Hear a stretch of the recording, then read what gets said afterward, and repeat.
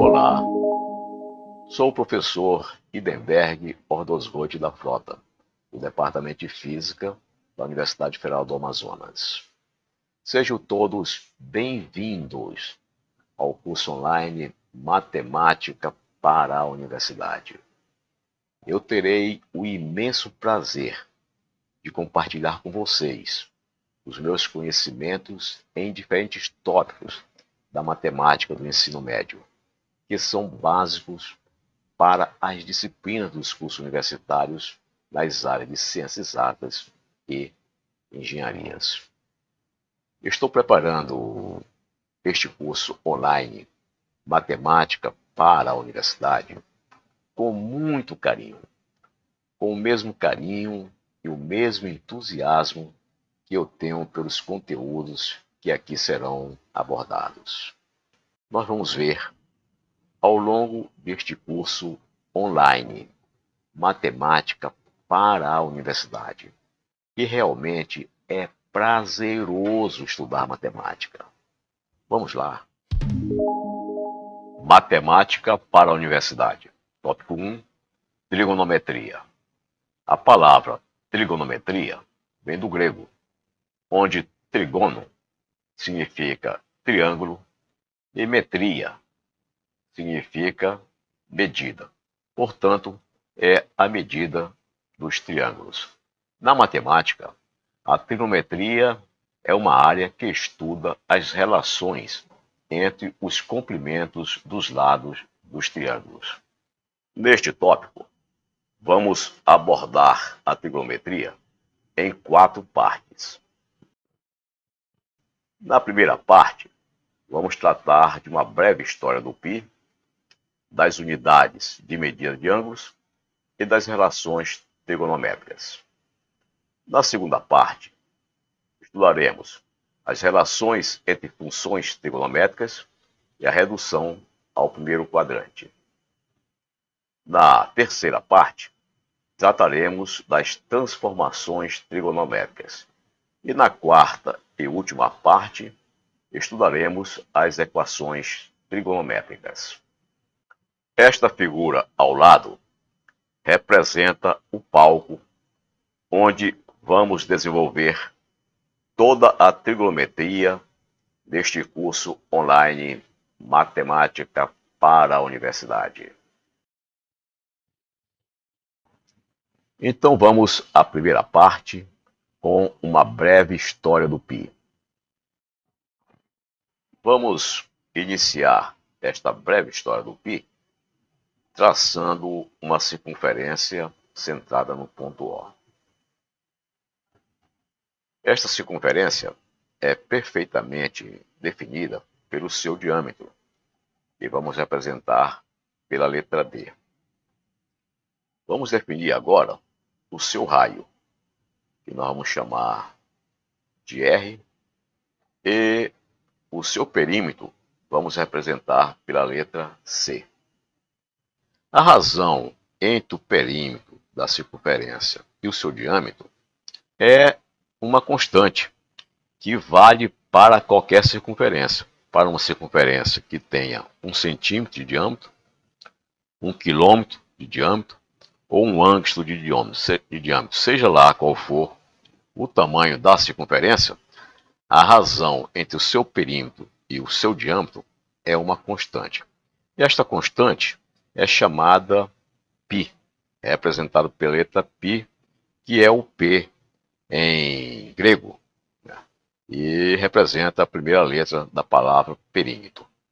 Então a razão entre o perímetro da circunferência e o seu diâmetro vale π. Este número π que tem uma história de mais de 4.000 anos. O diâmetro é 2 vezes o raio, e daí nós tiramos que o perímetro da circunferência é 2 vezes π vezes o raio. As primeiras determinações do número π foram feitas de forma direta, medindo-se de forma direta. E coube aos babilônios, há mais de 2.000 anos antes de Cristo, determinar o número π por este valor aqui, 3 e 1/8. Naquela época não havia o sistema decimal. No sistema decimal representa 3,125. Os egípcios, por volta de 1650 a.C., também obtiveram o número π, que é dado por esta relação, que no sistema decimal nos fornece 3,16049. Então observamos que os babilônios obtiveram um valor um pouquinho inferior ao π, valor de π real, e os egípcios obtiveram um valor um pouquinho superior. A determinação por cálculo matemático só veio depois de mais ou menos 1.700 a 1.800 anos depois dos babilônios, e foi realizado por Arquimedes de Siracusa, de 287 a 212 a.C. O Arquimedes fez uma coisa muito engenhosa. Ele trabalhou com os limites superiores e inferiores do número π. Como é que ele fez isso? Ele fez da seguinte maneira. Ele traçou aqui uma circunferência vermelha de raio R e, inscrito à circunferência, ele colocou este polígono de 6 lados, que é o hexágono. E externamente, circunscrevendo a circunferência, ele traçou o polígono azul, também de 6 lados, outro hexágono. Então nós observamos o seguinte, é fácil observar que o perímetro do hexágono preto, o hexágono interno, é menor do que o perímetro da circunferência. Por outro lado, o perímetro do polígono externo, o azul, ele é maior do que o perímetro da circunferência. Então, com isso, somando os lados do polígono interno, ele obteve 6R, por exemplo, porque cada lado do polígono interno vale R. E também ele calculou o lado do polígono externo e multiplicou por 6. Com isso ele obteve os comprimentos, tanto do polígono interno como do externo. Dividindo pelo valor do raio, do diâmetro, que é 2R, ele obteve o valor de π, correspondente a este polígono interno, e o valor de π correspondente ao polígono externo. Então esses valores, o interno deu menor do que o π, obviamente porque o comprimento do hexágono interno, o preto, é menor do que o comprimento da circunferência. E o π calculado usando o polígono externo, o comprimento do polígono externo, deu um valor maior do que o real. Por quê? Porque o polígono externo tem um comprimento maior do que a circunferência. Bem, esse processo ele continuou. Depois, ele multiplicou por 2 o número de lados dos polígonos que ele está inscrevendo e circunscrevendo a circunferência. Então, passou de 6 para 12 lados. É claro que quando passou de 6 para 12 lados, o comprimento do polígono interno e o comprimento do polígono externo se aproximou mais do comprimento da circunferência. E com isso, o valor de π calculado usando o polígono interno e usando o polígono externo esses valores se aproximaram também do valor real do π. Esse processo ele continuou, multiplicou por 2 de novo o número de lados, passou de 12 para 24 lados, depois multiplicou por 2 novamente, passou de 24 para 48, e depois, finalmente, multiplicou por 2 e obteve 96 lados. Parou aí em 96 lados. E como ele determinou o tamanho de cada lado desses polígonos? Ele determinou usando o teorema de Pitágoras e as relações de semelhança entre os triângulos retângulos. Bem, para fazer isso, ele precisava conhecer pelo menos o valor inicial dos lados. Mas ele sabia que lá onde ele começou, usando o hexágono, cada lado do hexágono é igual o raio do próprio círculo. Então, conhecendo esse lado do hexágono, a partir daí ele calculou os lados do dodecaedro, de 12 lados, e a partir desse de 12 lados, calculou o de 24, calculou o de 48 e o de 96, usando esta sequência, 6, 12, 24, 48, 96. Cada vez multiplicava por 2 o número de lados dos polígonos. E com esse procedimento, com esse algoritmo, ele obteve este valor, para o número π, entre 3 e 10,71 e 3 e 1/7, que no sistema decimal dá esse valor aqui, 3,14045, menor que π, π menor que 314,28,57. Então, π fica nesses dois limites. Agora, o que é importante nesse processo de cálculo do Arquimedes? O que é importante é que ele pode dar a precisão que ele desejar para esse cálculo. Se ele quiser melhorar essa precisão desse número, ele faz o seguinte, multiplica de novo por 2, né, para aumentar o número de lados. Porque cada vez que ele aumenta o número de lados de polígono, ele se aproxima cada vez mais da circunferência. Então, esse cálculo do Arquimedes é genioso e também ele já se antecipou, né, há muitos séculos aos cálculos de limite, né, que levaram a derivadas, aos cálculos de derivada, aos cálculos de integrais. Né. Ele se antecipou todos esses séculos às teorias de limites. Bem, depois de Arquimedes também houve outros cálculos, por exemplo, os indianos, já no século V depois de Cristo, obtiveram esse valor, que está praticamente com aproximação de 4 casas decimais. Né? Os chineses já obtiveram um valor melhor ainda, né? Foram até 7 casas decimais, um valor bem melhor do que os valores anteriores. E na Europa, né, só foram conseguir uma precisão desta aqui, que os chineses obtiveram no século V depois de Cristo, só no século XVI, quer dizer, 11 séculos depois é que na Europa se conseguiu calcular o valor de π com a precisão que os chineses tinham obtido no século V depois de Cristo.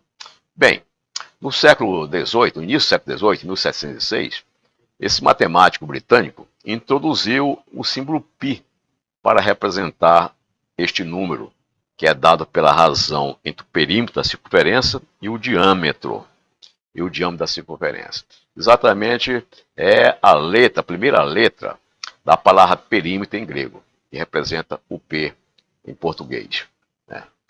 Euler foi um dos maiores matemáticos de todos os tempos, popularizou a representação do número π por esta letra π a partir de 1737. E também, ele, como outros matemáticos dessa época, calcularam o valor de π usando métodos mais sofisticados, como, por exemplo, as séries matemáticas. Bem, já em 1949, com a construção do primeiro computador eletrônico, o ENIAC, foi calculado o valor de π, com até 2.037 casas decimais, e para esse cálculo levaram 70 horas. Anos depois, 1961, mais uma vez, com o computador da IBM, o 7090, o valor de π foi calculado com 20.000 casas decimais. Né? E 20 casas decimais apenas em 39 minutos. Veja a evolução, né, da capacidade dos computadores. Né? Passaram a calcular com 20.000 casas decimais em apenas 39 minutos, contrário do anterior, que calculou com 2.037 casas decimais em 70 horas. Né? E essa busca pelo valor de π não termina. Recentemente, de 2018 a 2019, o Google Cloud fez o cálculo de π, uma rede de computadores espalhadas pelo mundo inteiro, né, uma super rede de computadores, levou 111 dias, né, 111,8 dias para calcular o valor de π, e desta vez calcularam com 31,4 trilhões de casas decimais. Né. Aqui estão esses números, apenas até 700 casas decimais, e os pontinhos aqui significa que isso se repete até o infinito, não tem fim. Por quê?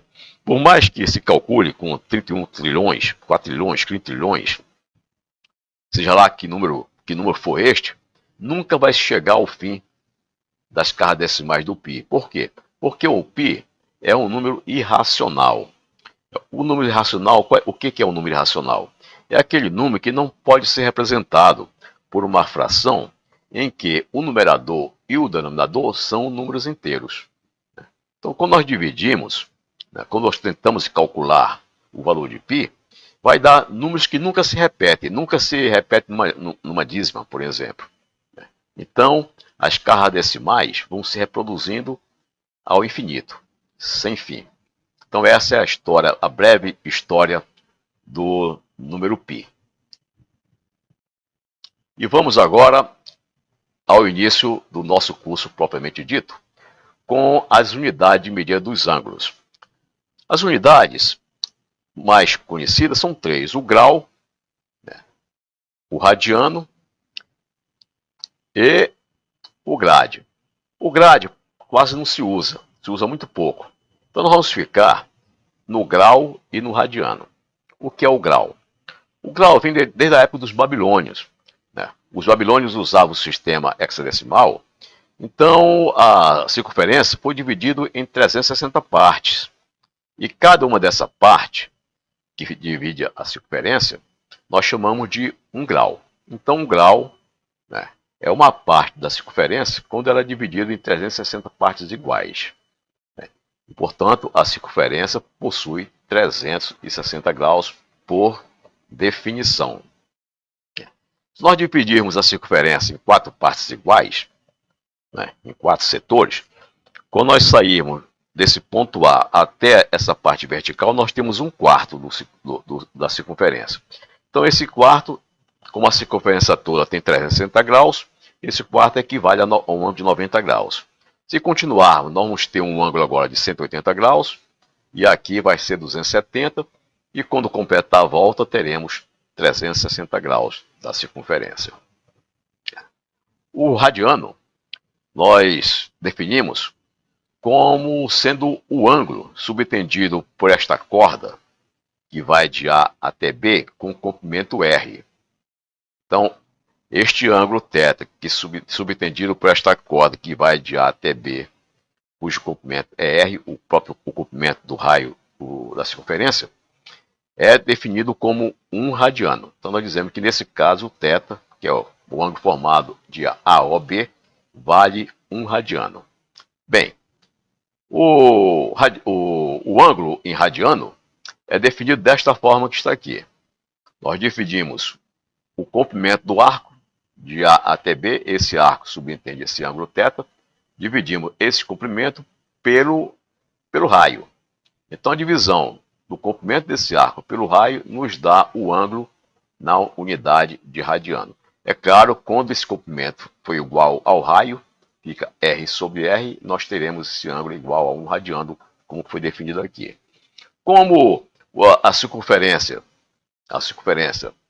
tem um total de 2πr, o comprimento dela é 2π vezes r, então se L for igual a 2π vezes r, nós colocamos aqui 2π vezes r no lugar do L, R cancela com R, então a circunferência tem no total 2π radianos, é o que está escrito aqui. Uma circunferência tem no total 2π radianos, que saiu desta fórmula aqui, quando o ponto B tiver girado uma volta completa. Quando ele girar uma volta completa, o comprimento desse arco vai ser o próprio comprimento da circunferência, que é 2πr. 2πr dividido por r dá 2π radianos, que é o total de radianos que tem uma circunferência. Então, nós podemos também dividir a circunferência aqui em 4 setores. Então, quando o ponto B sair de A até aqui esta vertical, nós vamos ter π sobre 2 radiano, uma vez que o comprimento da corda é π sobre 2r. Continuando, o comprimento da corda aqui é πr, então vai ter π radiano, porque o r vai cancelar aqui com esta fórmula que está no pé da figura. Continuando, nós vamos ter agora o comprimento da circunferência como sendo 3π sobre 2r. Quando dividir o L por R, vai dar o 3π sobre 2 radiano. E quando der uma volta completa, o comprimento da circunferência é 2πr, que vai ser dividido por R e vai dar 2π radianos, que é o total de radianos, como está mostrando aqui no pé da primeira figura, o total de radianos que existe numa circunferência. Agora, vamos definir ângulos côngruos. Vamos considerar este ângulo alfa e vamos dar uma volta completa. Quando nós dermos uma volta completa, nós teremos agora um ângulo 2π mais alfa, depois 4π mais alfa, continuando, teremos 6π mais alfa, e podemos continuar assim, dando n voltas. Quando nós dermos n voltas, nós vamos ter este ângulo aqui, né? 2nπ mais alfa. Então nós dizemos que o ângulo alfa é côngruo ao ângulo 2nπ alfa. Por quê? Esses ângulos eles vão nos apresentar as mesmas funções trigonométricas, os mesmos resultados, as mesmas propriedades trigonométricas. O n que aparece ali em 2πn mais alfa é um número inteiro, né? E pode ser positivo ou negativo. Então, todos os ângulos cuja diferença de um para o outro é um número completo de volta vezes 2π, são ângulos côngruos. Eles possuem as mesmas propriedades trigonométricas, né? Então, nós dizemos que alfa é côngruo ao ângulo 2nπ mais alfa, onde n é um número inteiro que pode ser positivo ou pode ser negativo. No caso aqui é positivo porque nós estamos girando o anti-horário. E é negativo quando gira no sentido horário. Bem, agora consideremos este ângulo côngruo aqui, este ângulo de 1230 graus. Vamos considerar este ângulo de 1230 graus e vamos ver como nós podemos representar este ângulo por um ângulo menor do que 360 graus. Então eu quero representar este ângulo 1230 graus, que é maior do que 360, por um ângulo menor ou igual a 360. Como é que fazemos? Nós fazemos o seguinte: como a circunferência tem 360 graus, nós vamos dividir este ângulo por 360.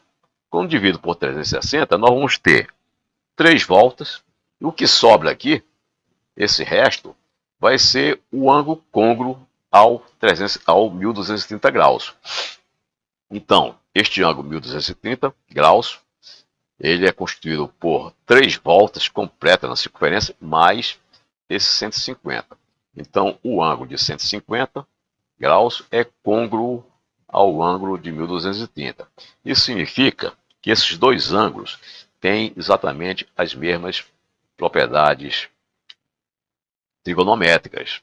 Então, se eu quero calcular as funções trigonométricas de 1230 graus, basta calcular as funções trigonométricas do ângulo de 150 graus, que é o mesmo resultado. Bem, agora para prosseguir, nós precisamos definir a circunferência trigonométrica. Então, a circunferência trigonométrica é uma circunferência de raio unitário. Então, estou colocando aqui que essa circunferência tem um raio 1, né? E ela está dividida em 4 partes. Então, aqui eu tenho um ângulo zero. Na vertical tem um ângulo 90 graus, 180 graus, e 270 graus e 360 graus. Quando nós giramos no sentido anti-horário, nós dizemos que esses ângulos são positivos. A mesma coisa fazemos para radianos. 0 radianos, π sobre 2 radianos, π radianos, 3π sobre 2 e 2π radianos quando dá uma volta completa. Também, no sentido anti-horário, esses ângulos são todos positivos. Uma outra forma é se nós fizermos as medidas dos ângulos no sentido horário. No sentido horário, nós invertemos sinais. É a mesma coisa, agora com sinais trocados. Nós começamos aqui do zero, vamos para menos 90 graus, menos 180, menos 270 e até menos 360 graus. A mesma coisa se faz para radiano. Então, essa circunferência é o que nós chamamos de circunferência trigonométrica. E é nela que vamos trabalhar todas as funções trigonométricas. Então, nós podemos dividir a circunferência trigonométrica nos quadrantes, né? O primeiro quadrante, que vai de 0 graus a 90. O segundo quadrante, que vai de 90 a 180. O terceiro, de 180 a 270. E o quarto, 270 a 360 graus. Esses são os 4 quadrantes da circunferência trigonométrica. Então esse ângulo, por exemplo, 2πn mais alfa, onde n é o número inteiro, este ângulo, por exemplo, está no primeiro quadrante. Se crescer um pouquinho o ângulo, ele vai para o segundo quadrante, crescer um pouco mais, ele vai para o terceiro, e crescer um pouco mais, ele estará no quarto quadrante. Como é que eu posso dizer em que quadrante está um ângulo? Vamos fazer isso por meio de um exemplo. Vamos supor que o ângulo tenha 2060 graus e nós queiramos saber em que quadrante ele se situa. Ora, para saber em que quadrante esse ângulo aqui se situa, vamos calcular o seu ângulo côngruo. O ângulo côngruo a esse 2060. O que é o ângulo côngruo a um ângulo 2060? É um ângulo que tem as mesmas propriedades do ângulo de 2060 graus, mas que é menor do que 360 graus. Como ele é menor do que 360 graus, nós vamos saber em que quadrante ele caiu. Como é que nós fazemos? Dividimos 2060 pelo número total de graus da circunferência, que é 360. Quando nós fazemos essa divisão, nós vamos ter como resultado 5 voltas completas. Além das 5 voltas, sobraram 260 graus aqui. Então, isso que sobrou, esses 260 graus, é o ângulo côngruo ao ângulo 2060 graus, e ele se situa no terceiro quadrante, uma vez que está entre 180 graus e 270 graus. Então, esta é a forma de nós definirmos em que quadrante se encontra um ângulo quando ele é maior do que 360 graus. E com essas definições, vamos agora estudar as funções trigonométricas. O estudo das funções trigonométricas é realizado sobre o triângulo retângulo.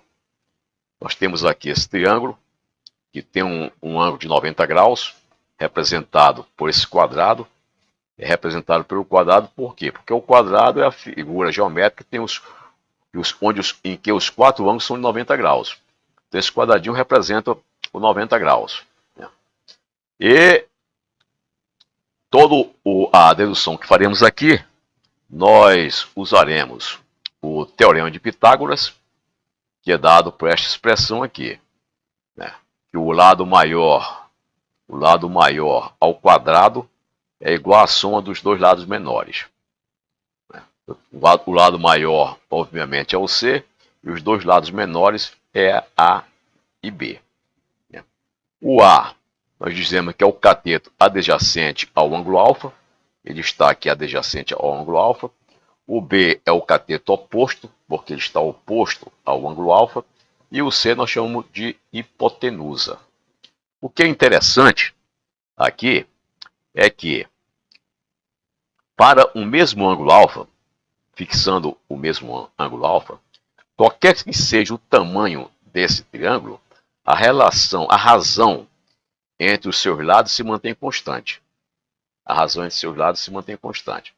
Por exemplo, se ele é deste tamanho, e existe uma razão entre o lado B e o lado A. B dividido por A dá um número. B dividido por C dá um número. A dividido por C dá um número. Muito bem. Mas se nós diminuirmos um pouco ele, embora ele tenha ficado bem menor, mas a razão entre o lado B e o lado A continua a mesma, a razão entre o lado B e o C continua a mesma, e também a razão entre o A e o C continua a mesma. Então, seja qual for o tamanho deste triângulo, se nós mantivermos o ângulo dele fixo, a razão entre seus lados vai se manter constante. Então, nós podemos pegar qualquer tamanho de ângulo, qualquer tamanho de triângulo, e essa razão vai ser sempre constante. Então, é essa observação que é a chave, é o ponto principal para a trigonometria. É que, neste triângulo retângulo, para um dos ângulos fixos, o ângulo alfa, por exemplo, a razão entre os lados desse triângulo é constante, independentemente do tamanho do triângulo. Então aí vem outra sacada interessante. É que se eu posso fazer uma tabela, né, para cada ângulo alfa, né, em que eu tenho a relação entre o lado B e o lado A, entre o cateto oposto e o cateto adjacente, ou entre o cateto oposto e a hipotenusa, ou entre o cateto adjacente e a hipotenusa. Eu posso fazer uma tabelinha para cada ângulo alfa, eu faço uma tabelinha com a razão entre o cateto oposto e a hipotenusa, o cateto oposto e o adjacente, e também entre o cateto adjacente e a hipotenusa. Então, eu fazendo essa tabela, o que significa? Eu tendo um ângulo alfa e tendo um dos lados do triângulo, com essa tabela eu determino facilmente os dois outros lados do triângulo. E segundo a história, essa tabelinha foi feita pela primeira vez aproximadamente no século III depois de Cristo, pelos matemáticos indianos. E a partir daí, os matemáticos do Ocidente também, quando chegou no século XV, XVI, usaram também, e até hoje nós usamos essas tabelas. Evidentemente que com o surgimento dos computadores eletrônicos, e em particular das calculadoras eletrônicas, essas tabelas foram praticamente desprezadas. Por quê? Porque nessas máquinas eletrônicas já existem os softwares que calculam essas razões para cada ângulo alfa. Então, quando nós queremos saber qual é a razão entre B e C, quer dizer, entre o cateto oposto e a hipotenusa para o ângulo de 27 graus, por exemplo, eu vou na máquina de calcular, né, coloco lá a razão, eu quero saber a razão entre B e C, para o ângulo de 27 graus e a máquina calcular me dá imediatamente a resposta. Então, essa é o ponto-chave, né, das relações trigonométricas, das funções trigonométricas. Né? É dado um ângulo constante, um ângulo alfa, né, com a razão para um certo triângulo, eu conhecendo a razão entre os seus lados, né, eu posso utilizar essa mesma razão para qualquer outro triângulo que tenha o mesmo ângulo alfa. Esse é o ponto fundamental para que serve a trigonometria. Bem, então vamos usar isso. Né? Os indianos tabelaram a razão entre o cateto oposto e a hipotenusa, o cateto oposto, o cateto adjacente à hipotenusa, o cateto oposto com o cateto adjacente, etc. Então, essa relação entre o cateto oposto e a hipotenusa foi chamada desde alguns séculos atrás de seno. Foi chamada de seno. Então nós definimos como sendo seno, né, vamos chamar de seno deste ângulo alfa, a razão entre o cateto oposto e a hipotenusa. E vamos representar, o seno vamos representar por este símbolo SEN. Né? Muito bem. Então, algebricamente, eu escrevo desta forma. Seno de alfa é dado pelo cateto oposto dividido pela hipotenusa. O cateto oposto neste triângulo é o B e a hipotenusa é o C. Eu posso também definir para vários ângulos, né, independentemente de onde ele se encontra. Né? Então, por exemplo, para o ângulo alfa, eu tenho essa relação, seno de alfa, cateto oposto sobre a cateto hipotenusa. Ele está no primeiro quadrante. Né? Mas seno de alfa, o que é seno de alfa? Seno de alfa, pela definição, cateto oposto sobre a hipotenusa, o que é? É este lado aqui, BC, dividido pelo lado OC. Né? Mas o lado OC, nós estamos considerando que o círculo trigonométrico tem um raio 1. O raio OC vale 1. Por que nós consideramos isso? Porque não importa, porque qualquer que seja o tamanho do triângulo, né, qualquer que seja o tamanho do triângulo, para esse mesmo ângulo alfa, a relação entre os lados é a mesma. Então a gente faz para R igual a 1. Se nós quisermos para um lado aqui 19, é só multiplicar por 19 o resultado. Bem, então daqui nós tiramos que OC é igual a 1, né, e o seno de alfa é BC. Portanto, o seno de alfa é esse segmento de reta aqui, ó, B até C. Né? E nesse eixo Y, nós podemos chamar desse segmento de O até essa linha pontilhada. Então aqui nós marcamos, esse segmento seria o seno alfa. E esse seno alfa varia da forma que está aqui nessa tabela. De 0 a 90, de 0 a 90 graus, ele é positivo. Ele é positivo por quê? Porque esse resultado aqui, ficou acima do eixo X. Então ele é positivo. Para esse resultado, o eixo Y é sempre positivo. De 90 a 180 graus, ele vai mudar um pouco. Da mesma maneira, eu tenho aqui que a zero, quando esse alfa for 0 graus, o 0 graus, quanto vale o seno? É claro, quando o alfa for 0, o comprimento desse cateto BC vai ser 0. Portanto, o seno é 0, é o que está escrito aqui. E quando o alfa for 90 graus, o comprimento desse cateto, o ponto C vai ficar aqui no eixo Y, então o comprimento do cateto vai ser o próprio raio do círculo, da circunferência. Portanto, o seno seria, de 90 graus, seria 1. Mas nós podemos continuar e aumentar esse alfa um pouco mais, para cair no segundo quadrante. Quando nós aumentamos o alfa e cai no segundo quadrante, nós observamos o seguinte. O seno continua sendo o cateto oposto sobre a hipotenusa. O cateto oposto é isso. Esse lado, BC, dividido pela hipotenusa, que é 1. Então, o seno continua sendo esse valor aqui no eixo Y. Portanto, ele está acima de 0. Então, no segundo quadrante, o seno também é positivo. Então, está aqui. No segundo quadrante, o seno é positivo. Se nós continuar a aumentar o alfa, vai chegar aqui nesse eixo X. Nesse eixo X, o seno é 0. É o que está aparecendo aqui. Quando o ângulo for 180 graus, o seno vai ser 0. Continuando, aumentando um pouco mais o alfa, nós vamos cair no terceiro quadrante. E aqui no terceiro quadrante, agora o lado BC ficou para baixo. Ficou abaixo do eixo X. Então, esse lado aqui, o seno é negativo.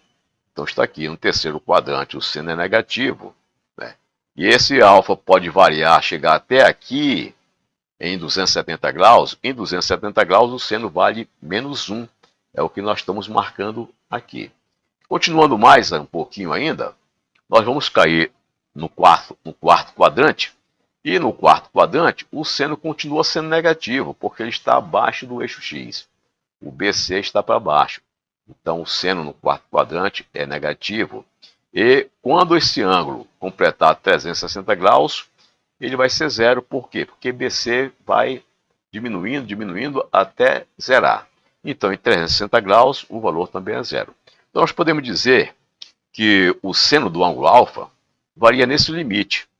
Ele varia de menos 1, quando for 270 graus, até mais 1, quando for 90 graus. Então, esse é o intervalo de variação do seno. Não existe seno de ângulo maior que 1 e nem menor que menos 1. Ele só existe dentro desse limite fechado, entre menos 1 e mais 1.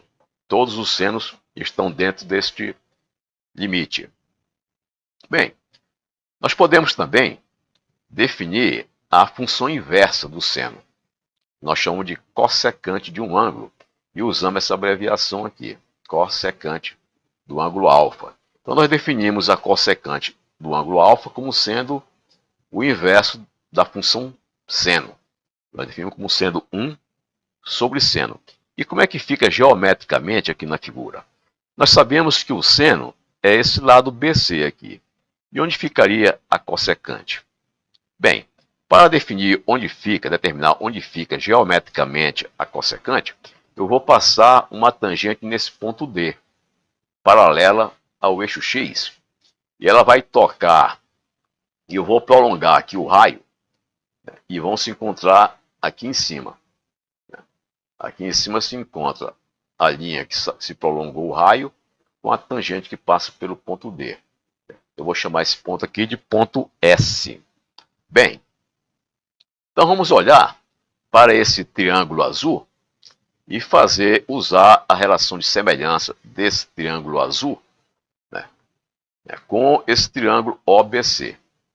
Vamos fazer então a relação de equivalência entre o triângulo OBC com esse triângulo ODS. Bom, dessa relação nós sabemos o seguinte, né? OD, esse cateto oposto a um ângulo alfa, está para OS, que é a hipotenusa desse triângulo, assim como BC, que é o cateto oposto ao ângulo alfa nesse segundo triângulo, está para a sua hipotenusa, que é OC.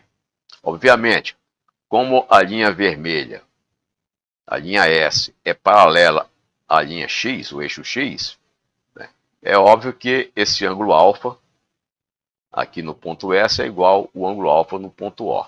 Então, dessa relação, eu sei que OC vale 1, né, e OD também vale 1. Então, daí eu tiro que BC sobre OC é seno alfa, como OC vale 1, eu vou ter que 1 sobre OS é seno alfa, e daqui nós tiramos, invertemos esta equação, tiramos que OS é igual a 1 sobre S. Ora, OS, essa distância daqui do centro da circunferência ao ponto S aqui em cima, né? E 1 sobre seno alfa é a cossecante de alfa por definição. Então daqui nós concluímos que o inverso do seno de alfa, que é a cossecante de alfa, é esse segmento de reta que vai do ponto O ao ponto S. Então nós observamos o seguinte, que esse ponto S, ele sempre estará fora do círculo, sempre estará fora desse círculo aqui. Ora, se ele sempre estará fora desse círculo aqui, significa o quê? Ele será sempre maior do que 1. Que 1 é o raio do círculo. Então, este ponto aqui, como estará sempre fora do círculo, a distância OS será sempre maior que 1. Então, a cossecante vai ter o seu valor ou maior do que 1, ou se eu tivesse nesse quadrante aqui, no terceiro quadrante, seria sempre menor do que menos 1. Então, esta é a representação do inverso geometricamente, esta é a representação do inverso do seno, que nós chamamos de cossecante, como estamos descrevendo aqui. Cossecante de alfa é o segmento de reta que vai da origem até a interseção do prolongamento do raio com a tangente que passa no ponto D perpendicular ao eixo dos senos, o eixo Y aqui. Muito bem. Então vamos à definição da segunda função trigonométrica, que é o cosseno, e é representada por COS. E é definido como a razão entre o cateto adjacente e a hipotenusa, ou seja, a razão entre A, o cateto adjacente, e a hipotenusa, que é o C. Bem, vamos ver a representação do cosseno no ciclo trigonométrico. Eu sei que o cosseno é dado por essa relação, cateto adjacente por cateto por hipotenusa, né? Então, o cateto adjacente é OB e a hipotenusa é OC. Então, escrevemos dessa forma que está aqui. OB sobre OC. OC vale 1, que é o raio da circunferência, e, portanto, nós temos que cosseno alfa é OB. Cosseno alfa é esse trecho que está aqui, para o primeiro quadrante. Então, o cosseno alfa fica no eixo, sobre o eixo X, enquanto que o seno alfa fica sobre o eixo Y. Bem, e como varia o sinal do cosseno? Ora, aqui no primeiro quadrante, o cosseno fica à direita da origem. Então, o X aqui é positivo. Então, nós dizemos que no primeiro quadrante, o cosseno do ângulo alfa é positivo. E quanto vale o cosseno no primeiro quadrante? Quando o ângulo é zero, o que vai acontecer com o ponto C? O ponto C vem aqui para o ponto A e o ponto B também vai lá para o ponto A. Então, nesse caso, o que vai acontecer? O valor do cosseno vai ser o próprio raio da circunferência, portanto, ele vale 1. É o que está aqui. E quando esse ângulo crescer e for 90 graus, o que vai acontecer? Conforme esse ângulo vai crescendo, vai aumentando, o ponto B vai se aproximando da origem. e o cosseno vai diminuindo, de maneira que quando o ponto C chega aqui no eixo Y, o ponto B chega no ponto O, e o cosseno é zero. Então, em 90 graus, o cosseno vale zero. Nós podemos ver também para o segundo quadrante. No segundo quadrante, o cosseno agora ficou negativo, ficou à esquerda da origem. Então, o cosseno no segundo quadrante é negativo, como estou mostrando na tabelinha, né?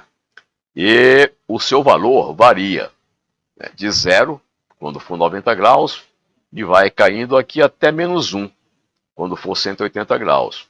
Por quê? Em 180 graus, o ponto C coincide aqui com o ponto B, e o ponto B vai valer menos 1. É o que está aqui. No terceiro quadrante, né, nós temos o quê?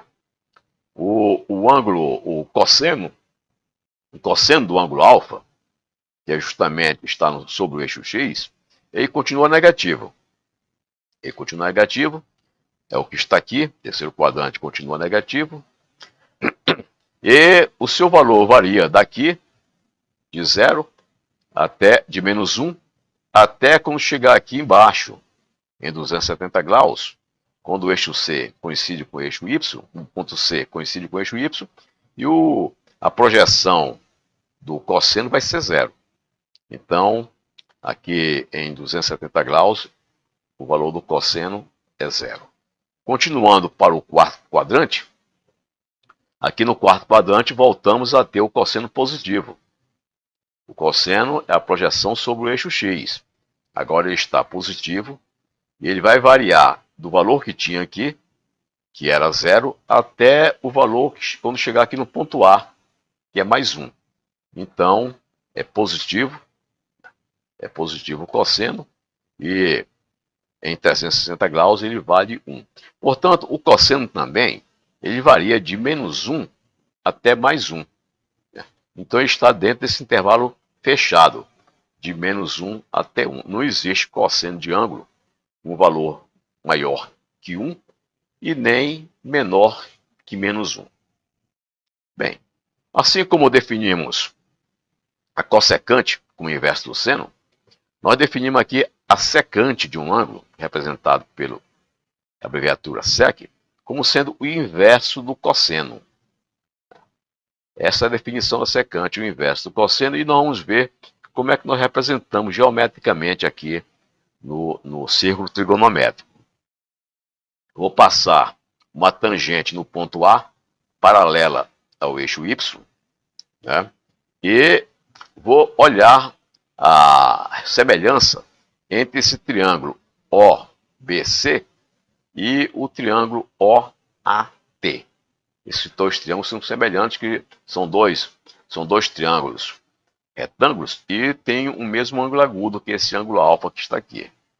Então, dessa semelhança dos dois triângulos, nós tiramos que OA está para OT, o cateto adjacente do triângulo maior, está para a hipotenusa do triângulo maior, assim como OB está para OC, ou seja, assim como o cateto adjacente do triângulo menor está para a hipotenusa do triângulo maior. Né? Nós sabemos que OA vale 1, né? Portanto, OB sobre OC, OB sobre OC é cosseno alfa, nós conhecemos isso aqui é cosseno alfa, OC também vale 1, e daí nós tiramos que desta expressão aqui, nós tiramos que 1 sobre OT é igual a cosseno alfa. Ora, mas o cosseno alfa, o inverso de cosseno alfa é a secante. Então, se eu fizer o inverso aqui, eu vou ter que OT é 1 sobre cosseno alfa, mais 1 sobre cosseno alfa é a própria secante. Então, aí nós concluímos que a secante alfa é dada por esse segmento que está aqui, OT. Então, a medida da secante de alfa é dada por OT. Também, esse ponto T estará sempre fora do círculo, desse círculo marrom. Estará sempre fora do círculo. Então, nós podemos dizer, como esse ponto T está sempre fora do círculo, então a distância OT será sempre maior do que o raio que é 1. Portanto, a secante do ângulo é sempre maior do que 1, ou é sempre menor do que menos 1, se esse desenho estiver no segundo e no quarto quadrante. Se esse ângulo alfa estiver no segundo ou no quarto quadrante. Então, este segmento OT representa geometricamente a secante do ângulo alfa. O segmento sai da origem até a interseção da tangente ao círculo paralela ao eixo Y com o prolongamento do raio. E esta é a terceira função, né? A função direta da trigonometria, que é a tangente, que é exatamente a razão entre o cateto oposto e o cateto adjacente. Ora, o cateto oposto nós representamos pela letra B. O cateto adjacente nós representamos pela letra A. Então, dá exatamente essa relação. B dividido por A. Essa é a função tangente do ângulo alfa. Bom, partindo dessa definição, que tangente é a razão entre o cateto oposto e o cateto adjacente, né, nós tiramos daqui o cateto oposto é BC, o cateto adjacente é OB. Então a tangente é dado por BC dividido por OB. Vamos passar uma paralela ao eixo Y, né, passando pelo ponto A.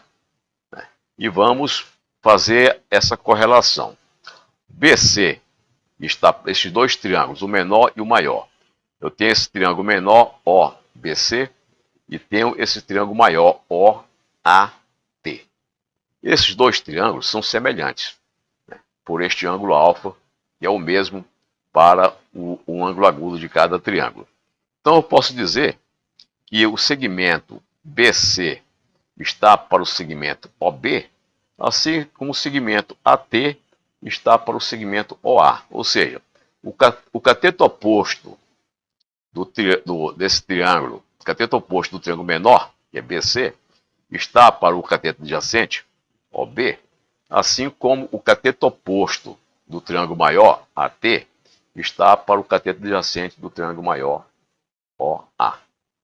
Então, como nós salientamos há pouco, tá, os triângulos que mantêm o mesmo ângulo alfa, eles têm a mesma razão entre seus respectivos lados. Né? Então, nós estamos vendo isso aqui também, entre a relação entre o lado oposto e o lado adjacente de cada triângulo que se mantém constante. Então, essa relação para o triângulo BC sobre OB, né, para o triângulo menor, essa relação entre o cateto oposto e o cateto adjacente para o triângulo menor é igual a esta razão aqui entre o cateto oposto e o cateto adjacente para o triângulo maior.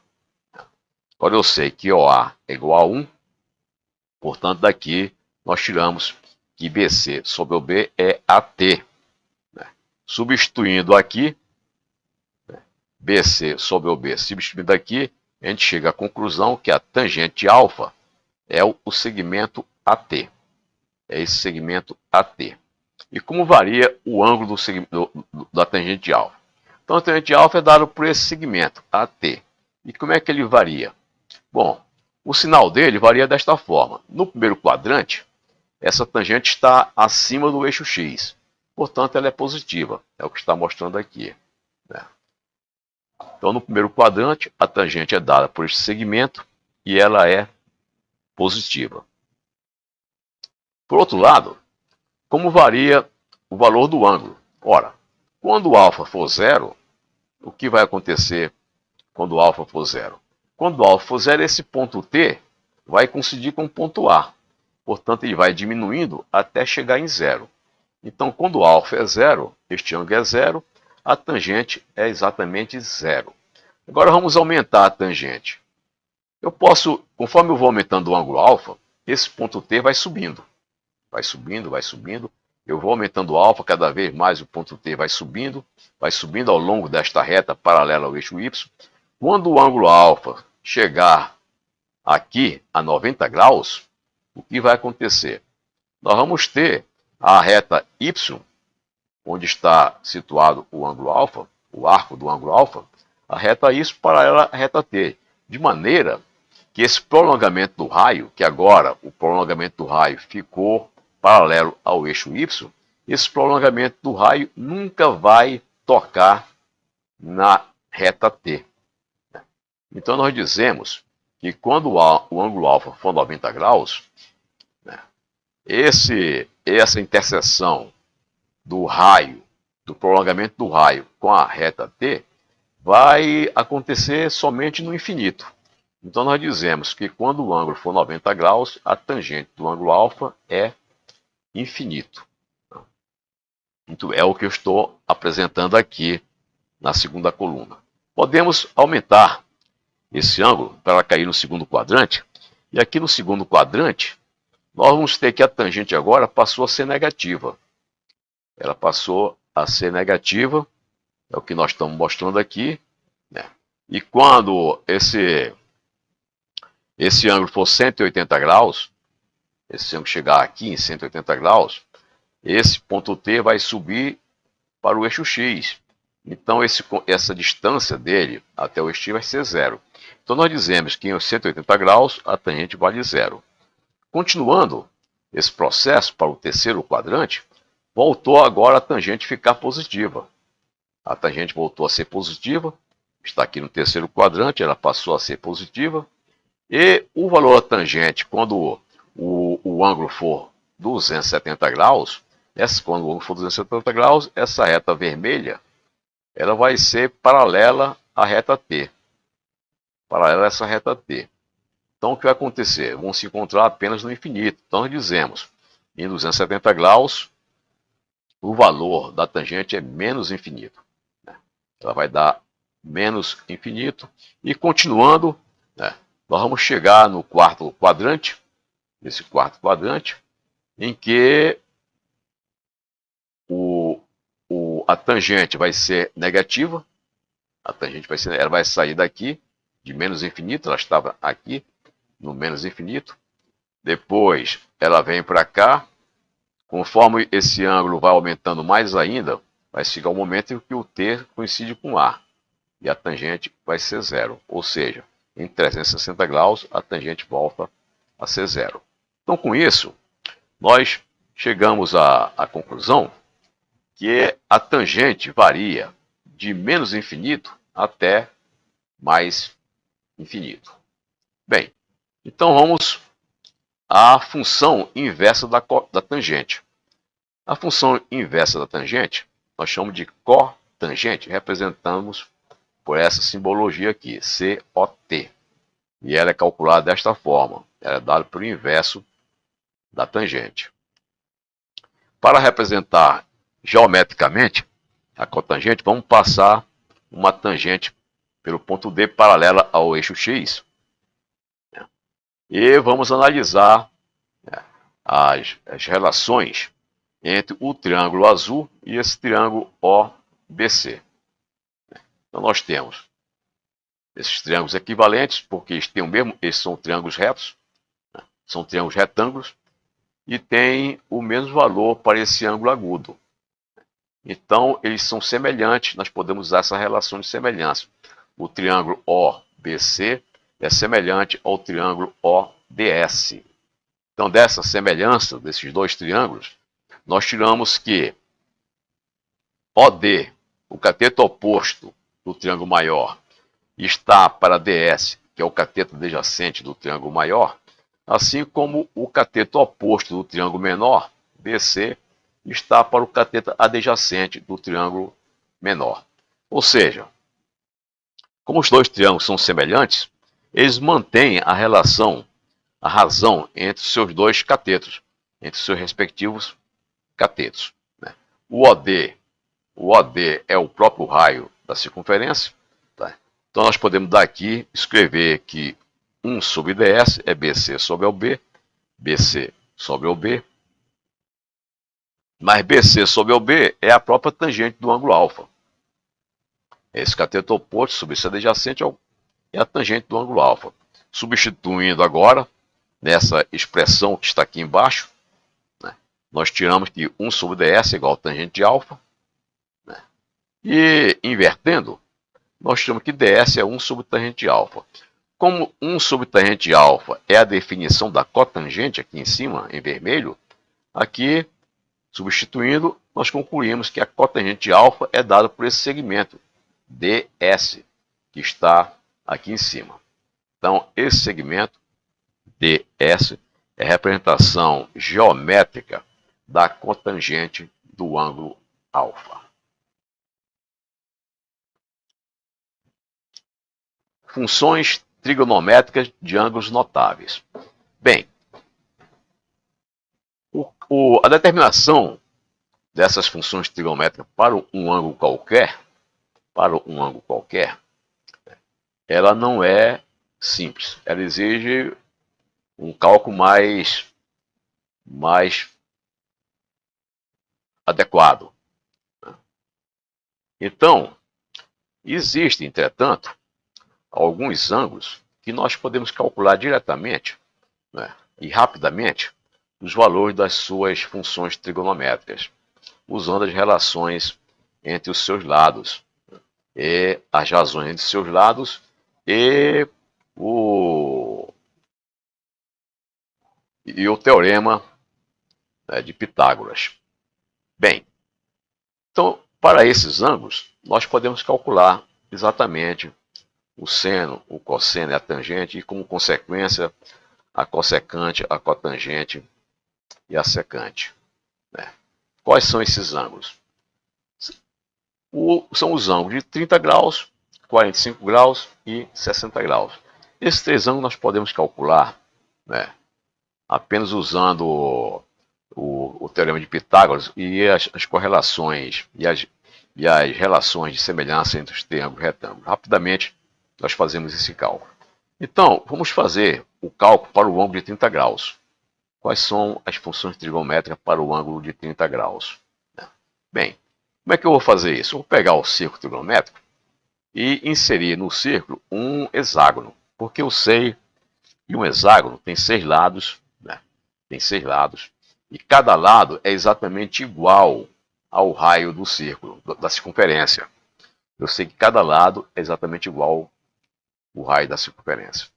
Bom, então eu desenho esse hexágono inscrito à circunferência, e eu sei, né, que cada ângulo deste aqui, de C até o eixo Y, cada ângulo deste aqui do hexágono, vale 60 graus.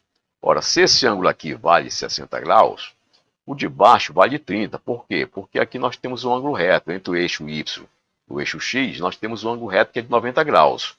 Tem que dar 90 graus a soma. Se o ângulo desse setor do hexágono vale 60 graus, esse ângulo de baixo também deve valer 30, para que a soma dê 90.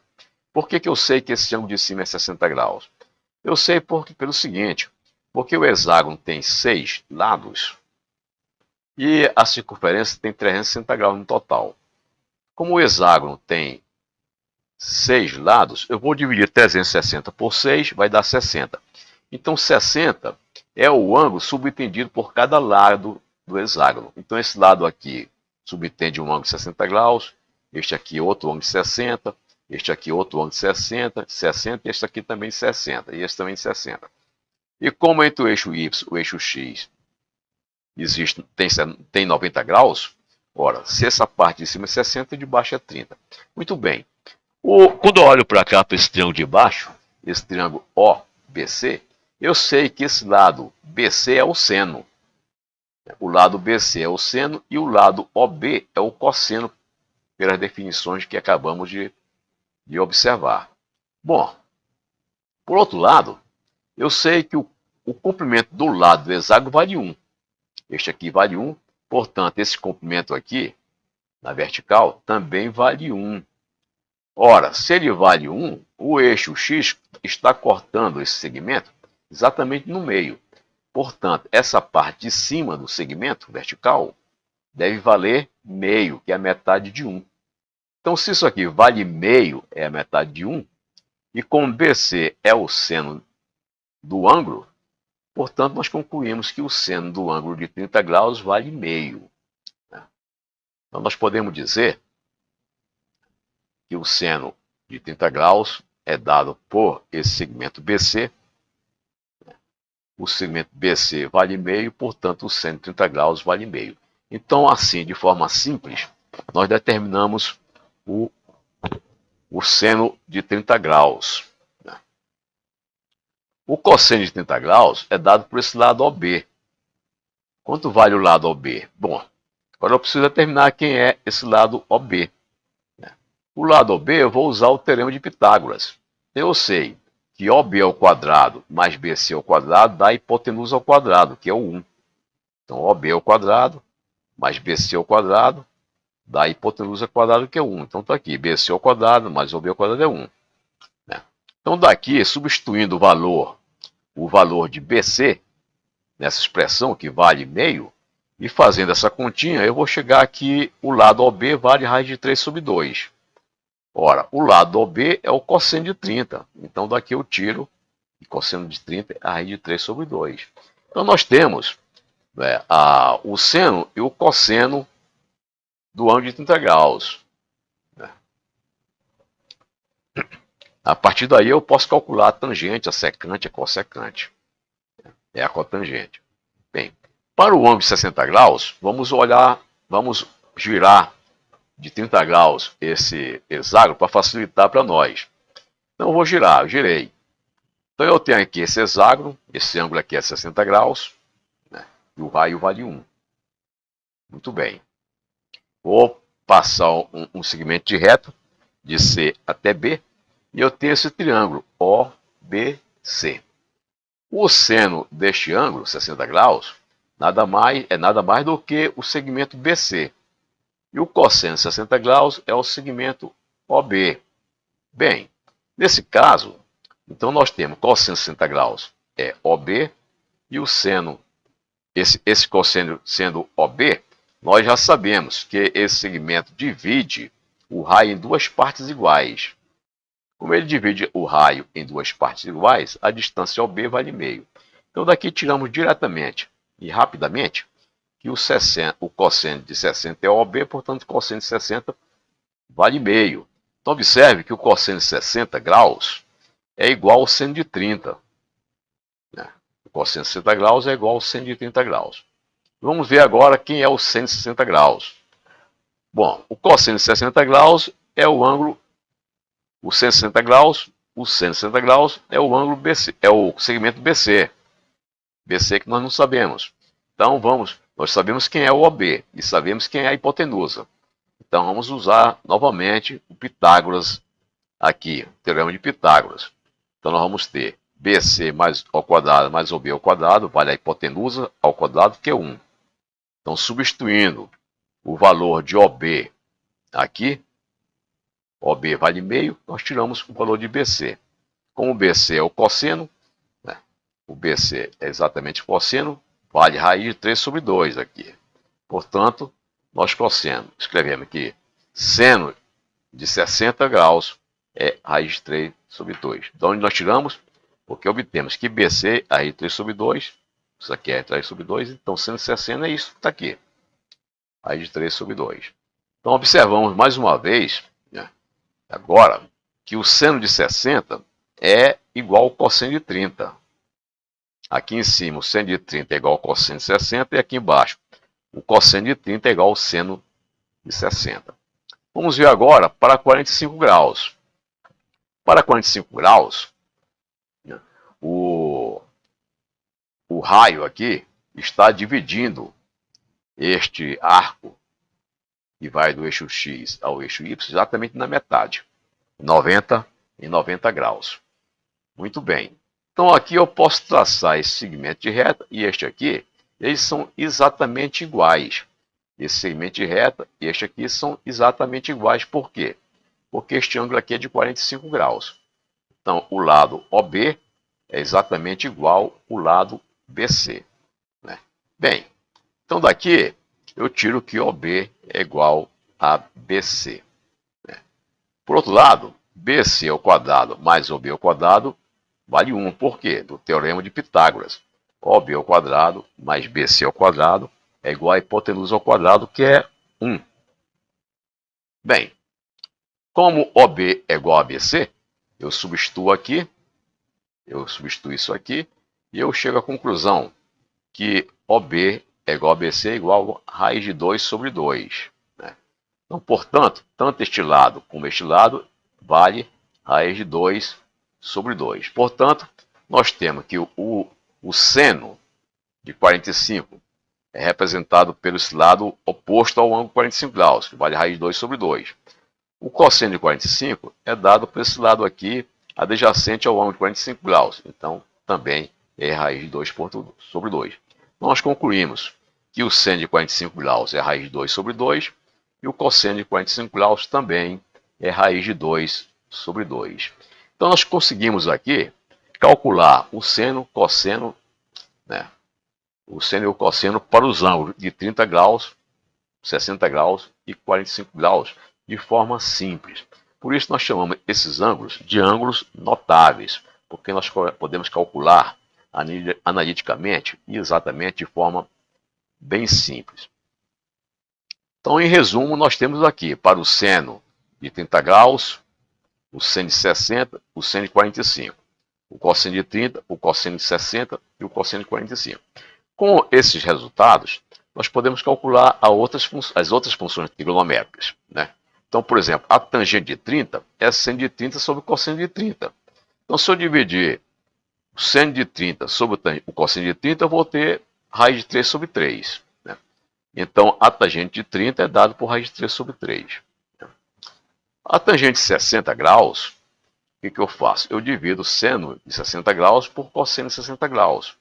Quando divido seno de 60 graus por cosseno de 60 graus, vai nos sobrar raiz de 3. Então, nós temos a tangente de 60 graus, raiz de 3. E a tangente de 45 graus, eu divido o seno de 45 pelo cosseno de 45. Como os dois são iguais, isso aqui dá 1. Então, a tangente de 45 graus dá exatamente 1. Então, nós temos, em resumo, as funções trigonométricas seno, cosseno e tangente, dado por esses valores, para 30 graus ou π sobre 6 radianos, 45 graus ou π sobre 4 radianos, e 60 graus ou π sobre 3 radianos. Né? Com essas funções, nós calculamos as inversas. Do seno, a gente pode calcular a cossecante, do cosseno, a gente calcula a secante, e da tangente, a gente calcula a cotangente. Para concluir, eu apresento nesta tabela os valores das funções trigonométricas seno, cosseno e tangente para os ângulos de 0, 90, 180, 270 e 360 graus. Agora vamos ver como as funções trigonométricas variam com o ângulo, observando a sua representação gráfica. Então, vamos começar com o seno. Então, estamos fazendo na abscissa os ângulos em radianos de 0 até 4π radianos. E na ordenada, o valor da função seno. Nós observamos que ela se comporta periodicamente, como a curva vermelha está mostrando. No 0, o seno vale 0. Em π sobre 2, vale 1. Em π vale 0, 3π sobre 2 vale menos 1, que corresponde a 270 graus. Depois, em 2π, volta a ser 0. A partir de 2π, esse quadro se repete. Se repete periodicamente. Vai a 4π, depois de 4π vai até 6π, e assim indefinidamente.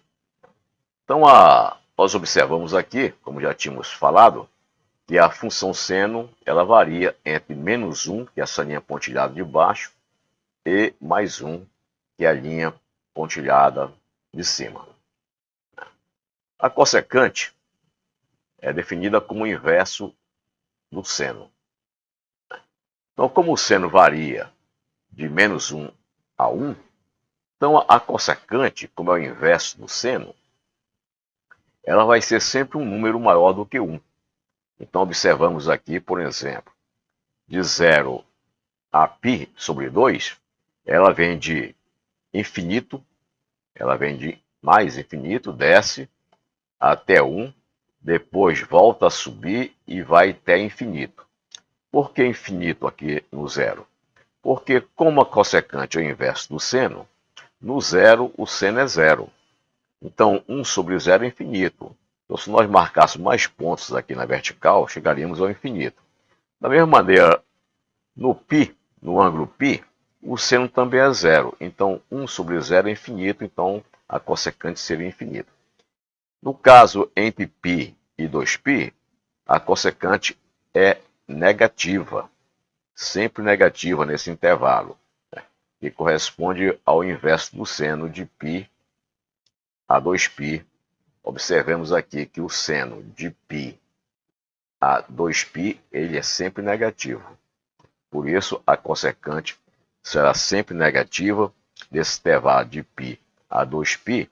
E também, para um ângulo um pouquinho maior do que π, ela vai ser menos infinito. E para um ângulo um pouquinho menor do que 2π, ela será também menos infinito. A partir de 2π, o quadro se repete. Esse quadro vai se repetindo de 2π em 2π, uma vez que o seno é periódico, é uma função periódica, a cossecante também é uma função periódica. O cosseno se comporta desta forma que está aqui. Quando o ângulo é zero, ele vale 1. Quando o ângulo é π sobre 2, ele vale 0. Quando o ângulo é π, ele vale menos 1. Quando o ângulo é 3π sobre 2, ele volta a ser 0. Em 2π, ele volta a ser 1. E a partir de 2π, esse quadro aqui se repete. Então, vai se repetir de 2π a 4π, de 4π a 6π, de 6π a 8π. Essa representação vai se repetindo. Então, observamos também que o cosseno ele varia entre menos 1 e 1. Menos 1 representado por essa linha pontilhada na base e mais 1 pela linha pontilhada superior. A secante é dado pelo inverso do cosseno. Então, ela vai ter esta representação. Por exemplo, quando o ângulo é zero, o cosseno é zero, o cosseno é 1, então a cossecante vai ser 1 sobre cosseno, 1 sobre 1, que é 1. Agora, conforme o ângulo vai aumentando até π sobre 2, quando chega em π sobre 2, o cosseno é zero, então 1 sobre 0 é infinito. Então a secante vai para infinito. E a mesma coisa acontece nos outros intervalos. Por exemplo, no intervalo de π sobre 2 a 3π sobre 2, o cosseno é sempre negativo. É sempre negativo dentro desse intervalo. Então, no intervalo de π sobre 2 a 3π sobre 2, a secante também será sempre negativa. E ela volta a ser positiva nesse intervalo de 3π sobre 2 a 5π sobre 2. Então, quando chega em 2π, nós completamos um ciclo na circunferência trigonométrica. Então, a partir de 2π, este quadro vai se repetir. Esta curva começa a subir novamente, como aconteceu aqui na origem. Depois aparece esta curva aqui, que é igual à primeira. E assim, depois aparece a última curva aqui, que é essa metade da curva do intervalo de 3π sobre 2 a 2π. A tangente tem este comportamento. Quando o ângulo é zero, ela é zero. Quando o ângulo é π sobre 2, como a tangente é igual à divisão do seno pelo cosseno, como em π sobre 2 o seno é 1 e o cosseno é 0, então 1 sobre 0 vai dar infinito. Então, ela começa em 0, quando chega em π sobre 2 vai para infinito, depois ela cai bruscamente, tem uma descontinuidade aqui, ela cai bruscamente para menos infinito, para um ângulo um pouquinho maior do que π sobre 2, daí vai crescendo até mais infinito. Em 3π sobre 2, ela cai de novo para menos infinito, com um ângulo um pouquinho maior do que 3π sobre 2. E conforme o ângulo aumenta, ela vai crescendo até mais infinito novamente. Então, aqui em 2π, completou um ciclo da circunferência trigonométrica. Então, a partir deste ponto, de 2π, para a direita, tudo se repete. O que aconteceu de 0 a 2π vai se repetir de 2π a 4π, e da mesma maneira de 4π a 6π, de 6π a 8π, etc. A cotangente é dada pelo inverso da tangente. Então, a cotangente apresenta justamente essa representação, que é o inverso deste quadro à esquerda, que representa a tangente.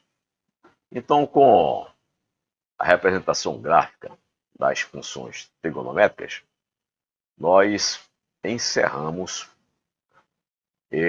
esta primeira parte do tópico trigonometria do curso online Matemática para a Universidade.